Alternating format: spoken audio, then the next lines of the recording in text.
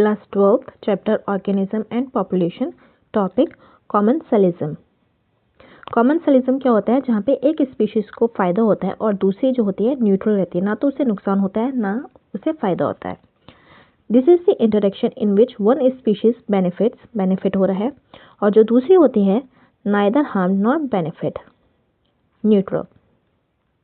N orchid example जो है इसके, an orchid growing as an epiphyte on a mango branch and barnacles growing on the back of a whale benefit while neither the mango tree nor the whale derives any apparent benefit। यहाँ पे दो example दिए हैं। पहला है एक orchid का। Orchid कहाँ पे उग रहा है? मैंगो ब्रांच पे, आम के पेड़ की जो ब्रांच है उस पे उग रहा है। कैसे? एपिफाइट। एपिफाइट क्या होता है?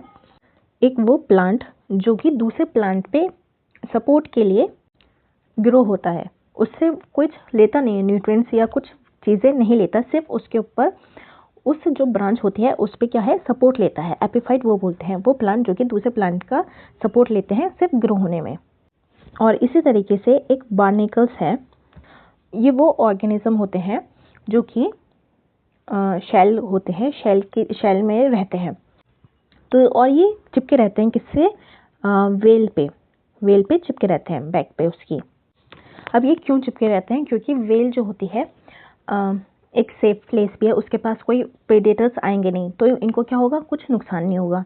और वेल्स जो होती है मूव करती है, वो खाना खाती है, तो वो जो न्यूट्रिएंट्स जो होते हैं, जो फूड होता है, पार्टिकल्स जो होते हैं, वो पानी में तैरते हुए इनके पास आ जाते हैं। तो ये नुकसान नहीं पहुँचा रहे, ये सिर्फ उस पर बैठे रहते हैं, उस पर चिपके रहते हैं बार्नेकल्स, और जो आसपास की चीज़ें होती हैं उसको ये खाते हैं। तो यहाँ पे क्या हो रहा है, ये जो ऑर्चिड है ये क्या ले रही है? मैंगो ब्रांच का सब सपोर्ट ले रही है, बाकी कुछ नहीं करे। इसी तरीके से बार्नेकल्स जो है उसकी वेल पे बैठे रहते हैं, उसको कोई नुकसान नहीं पहुँचा रहे। तो यहाँ पे क्या हुआ, ऑर्चिड और बार्नेकल्स यहाँ पे नुकसान नहीं पहुँचा रहे, सिर्फ इनको क्या हो रहा है, एक तरीके से हेल्प मिल गई। तो इनके लिए क्या हो गया, ये पॉजिटिव हो गया कि बेनिफिट हो रहा है। लेकिन जो मैंगो ब्रांच है और वेल है, इनको तो कोई नुकसान नहीं हो रहा, तो इनके लिए क्या हो गया, न्यूट्रल हो गई। ये स्पीशीज क्या हो गई, न्यूट्रल हो गई।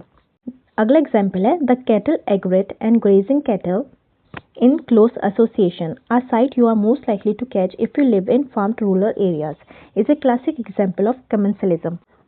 ये कैटल एग्रेट क्या होती है? एक बर्ड होती है। अब यहाँ पे क्या हो रहा है, एक कैटल है जो कि घास खा रहा है। अब जब ये घास खाता है तो क्या होता है, घास में क्या होते हैं, कीड़े बैठे रहते हैं। अब वो जब घास खाते हैं तो क्या होता है, वो कीड़े उड़ते हैं, तो ये जो बर्ड होती है उन उड़ते हुए कीड़ों को पकड़ती है। तो यहाँ पे क्या हुआ, खाना किसे मिला, एग्रेट को मिला। यहाँ पे नुकसान तो इसको हुआ नहीं, तो ये क्या हुआ, न्यूट्रल रहा, ना फायदा हुआ, तो इसलिए न्यूट्रल हो गया। यहाँ पे इनको क्या मिल रहा है, इंसेक्ट्स खाने को मिल रहे हैं, तो इनको फायदा हो रहा है, तो ये क्या हो जाएंगे, बेनिफिट हो जाएंगे, स्पीशीज बेनिफिट स्पीशीज हो जाएगी। The egret always forage close to where the cattle are grazing because the cattle as they move stir up and flush out insects from the vegetation and that otherwise might be difficult for the egrets to find and catch। अब ये जो egrets होते हैं ये कहाँ पे रहते हैं, जहाँ पे भी कैटल घास खा रही है, ग्रेस कर रही है, उनके ये साथ में लगे रहते हैं, साथ में चलते चलते रहते हैं। क्योंकि क्या होता है, कैटल जब चलती है और घास को निकालती है और हिलती है, तो ये जो इंसेक्ट्स होते हैं उसमें से बाहर निकलते हैं, तो ये उनको खाती है। अब ये जो होते हैं अदरवाइज वो नहीं होंगे, तो ये जो एग्रेट्स होते हैं, जो बर्ड्स होती हैं, इनके लिए बहुत डिफिकल्ट होगा इनको पकड़ना। Another example of commensalism, fourth example जो दिया है इसमें वो है, is the interaction between sea anemone that has stinking tentacles and the clown fish that lives among them.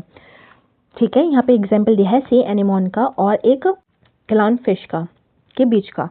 ये जो होती है फिश क्या करती है, the fish gets protection from predators, the fish gets protection from predators which stay away from the stinking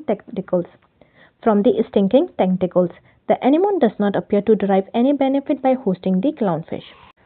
अब ये क्या होता है, ये जो फिश होती है ये किसके उसमें रहती है, किसके साथ रहती है, ये जो सी एनिमोन होता है इसके साथ रहती है। क्यों रहती है? क्योंकि इसके टेंटिकल्स होते हैं। अब इसके पास रहेगी, इसके पास रहने से क्या होगा, अब ये जो प्रीडेटर्स हैं इसको खाने वाले, क्लाउन फिश को खाने वाले, वो इसके पास आएंगे नहीं, क्योंकि ये किसके साथ रह रही है, एक टेंटिकल्स वाली सी एनिमोन के पास रह रही है, उससे देख के डर जाते हैं, तो इसको क्या मिल जाती है, फिश को एक प्रोटेक्शन मिल जाती है। तो इसके लिए क्या हुआ, ये बेनिफिट हो गया। और सी एनिमोन को ना ये नुकसान पहुंचाता है ना कुछ फायदा होता है, तो ये न्यूट्रल हो गया। ये एग्जाम्पल थे किसके, कमेंसलिज्म के। ये जो पिक्चर है ये किसकी है, म्यूचुअलिज्म का है, ये एग्जाम्पल उसके नहीं है, कॉमन्सलिज्म के। कॉमन्सलिज्म का टॉपिक जो है यहाँ पे ख़त्म हो गया है।